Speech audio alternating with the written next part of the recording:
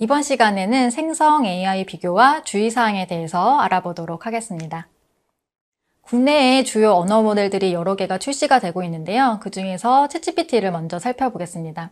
챗GPT는 가장 자연스럽게 언어를 생성하는 인공지능 모델입니다. 플러그인 기능이 있어서 챗GPT의 어떤 단점들을 개선해주고 있고, 다양한 업무에 활용할 수 있도록 기능을 확장을 하고 있습니다.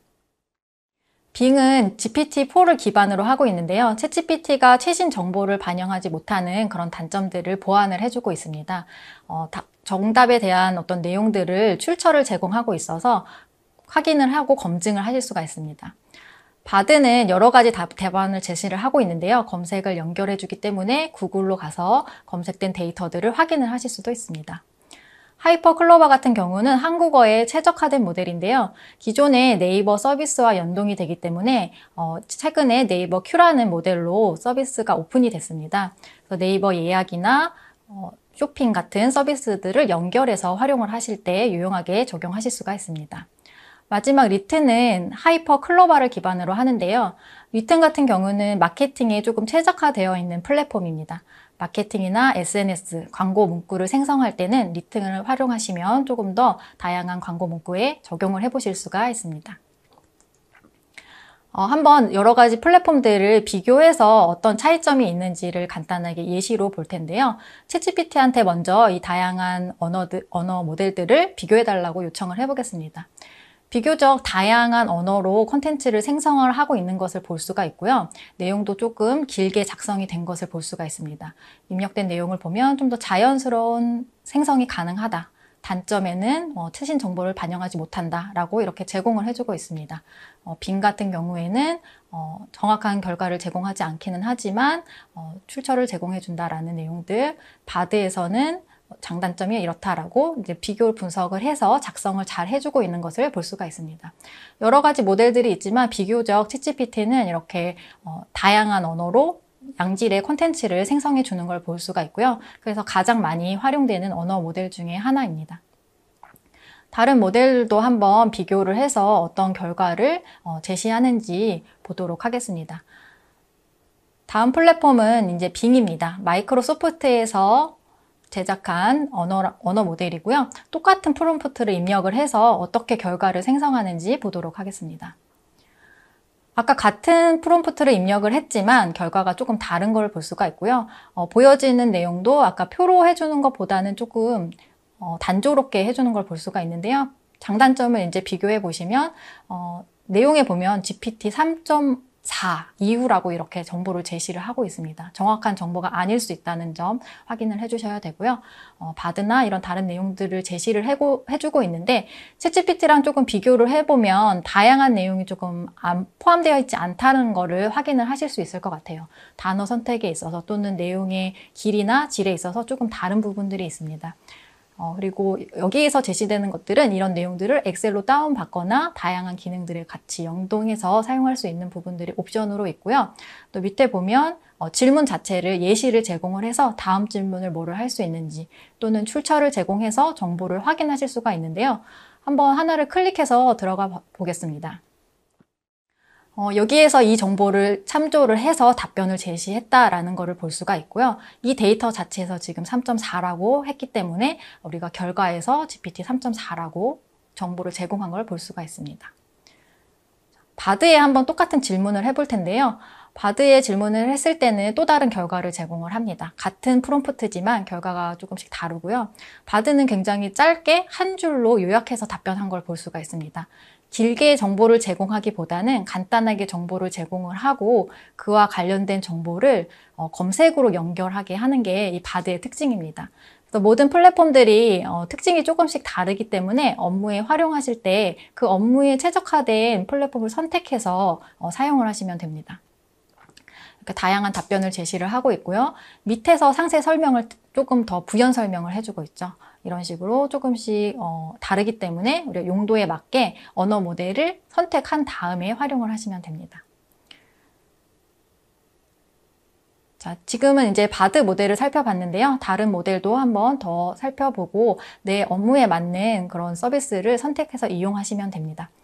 바드는 밑에 보면은 대화의 어떤 옵션들을 간단하게 선택을 해서 제어를 하실 수가 있는데요. 간단하게 요약하는 부분을 선택을 하면 위에 있는 내용을 요약해서 한 페이지로 짧게 정리를 해줍니다.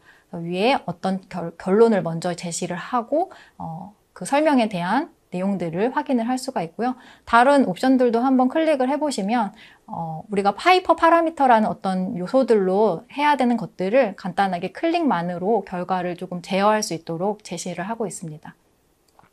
또 검색으로 연결이 되기 때문에 한번 클릭을 해보시면 지금 제공된 결과를 검색해서 더 자세하게 정보를 얻어보실 수도 있습니다. 다음은 클로버X인데요. 클로버X는 네이버에서 개발한 언어 모델입니다. 결과를 한번 보시면 비교가 많이 되실 것 같은데요. 단순한 단어를 사용을 하고 있습니다. 반복되는 단어들이 제공이 되고 있고 아직까지는 챗GPT에 비해서 결과가 다양하지 않고 컨텐츠의 질이 조금 짧은 거를 볼 수가 있습니다. 조금 더 이제 개선이 된다면 더 유용하게 사용될 수 있지만 현재는 조금 짧게 그리고 단순하게 좀 제공을 하는 편입니다. 하지만 한국어 데이터를 굉장히 많이 학습을 했기 때문에 국내 모델이 조금 더 개선이 된다면 챗GPT보다는 업무에 더 유용하게 활용할 수 있을 거라고 보고 있습니다. 클로버X는 이제 다양한 옵션들을 제공을 하고 있는데요.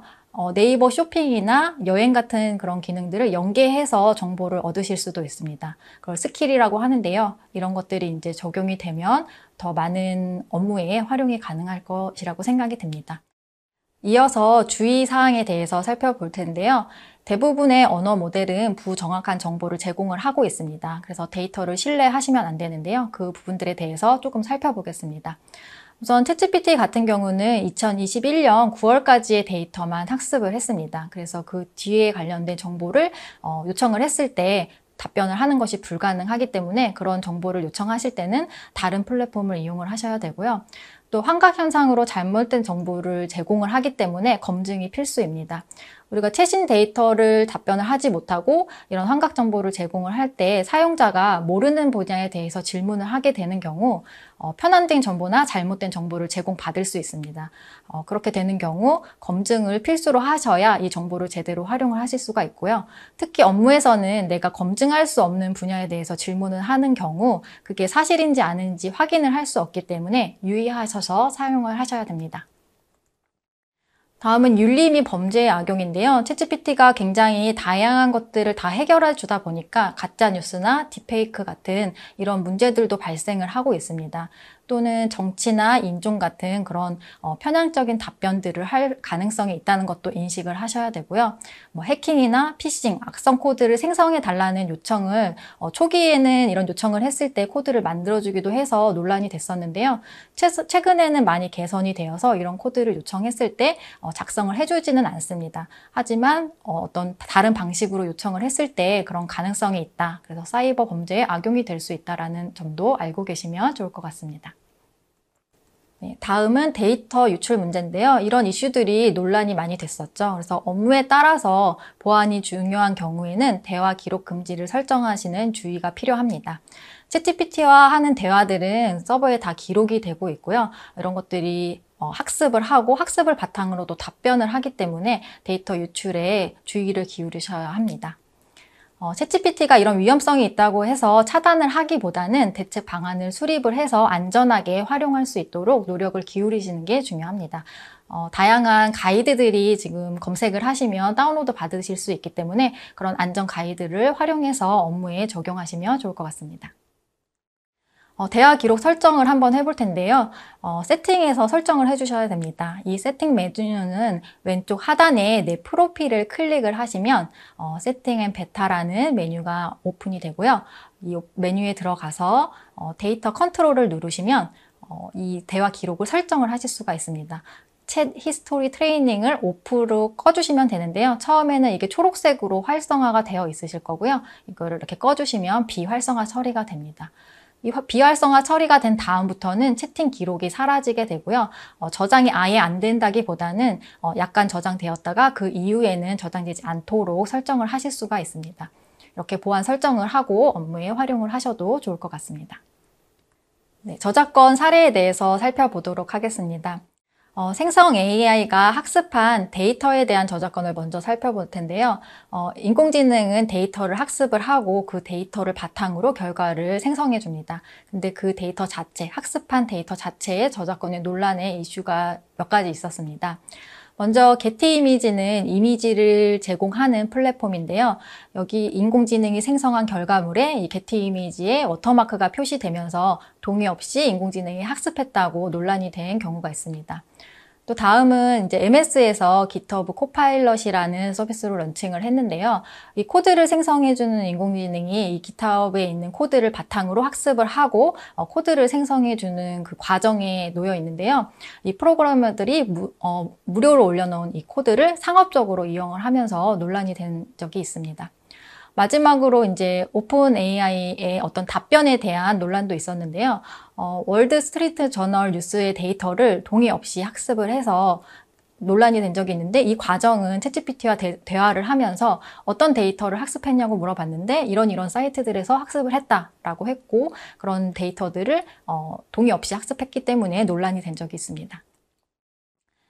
다음은 이제 생성 AI가 생성한 그 데이터 자체에 대한 저작권입니다. 만들어낸 그 결과물에 대한 문제인데요. 생성 AI는 저작자로 인정을 하지 않고 있습니다. 저작물이라는 것 자체가 인간의 사상 또는 어떤 감정을 표현한다라고 제시를 하고 있고요. 그런 것에 적용이 되지 않기 때문에 저작자로 인정이 되지 않습니다. 상업적으로는 이용이 가능하고요. 저작자로 인정이 되지 않기 때문에 저작권은 인정을 받을 수가 없습니다. 두 개가 조금 다르기 때문에 그 부분을 참고하시면 될 것 같고요. 구체적인 어떤 설정을 했을 때는 일부는 인정을 받은 사례는 있습니다. 새벽의 자리야라는 어떤 웹툰을 제작을 했을 때 이미지를 인공지능으로 제작을 해서 그 부분은 저작권을 인정을 받지 못했고 사람이 직접 어떤 저작물에 대한 개입을 했던 텍스트의 배치나 이미지의 배치 이런 부분에 대해서만 저작권을 일부 인정한 사례가 있습니다. 이렇게 기업에서 활용을 할 때는 여러 가지를 고려를 해야 되는데요. 위험성이 있다고 사용을 하지 않기보다는 지금 기업의 경쟁력에 많은 영향력을 미치기 때문에 안전하게 활용하는 것을 권장을 드립니다.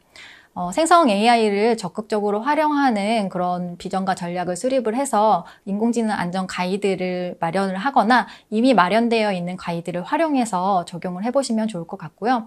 생성 AI는 아직까지 한계점이 명확하게 있습니다. 그런 한계점들이 이미 밝혀져 있기 때문에 그 명확점을 인식을 하고 적용되지 않는 부분에서 활용을 하시면 좋을 것 같습니다. 또 데이터 문제에 따라서 자체 개발하는 기업들도 생기고 있는데요. 이렇게 목적에 따라서 자체 개발해서 사용을 할 것인지 또는 이런 서비스들을 이용을 해서 보안을 설정해서 사용할 것인지를 결정을 하고 활용을 하시면 될 것 같습니다. 또 지금 기업의 문화나 아니면은 이 인공지능이 업무의 생산성을 높여주는 그런 부분들이 굉장히 높아지고 있기 때문에 직원들이 이런 것들을 잘 활용할 수 있도록 교육을 하고 안전하게 이용할 수 있도록 노력을 할 필요가 있습니다. 이번 시간에는 생성 AI를 비교해보고 주의사항에 대해서 살펴보았는데요.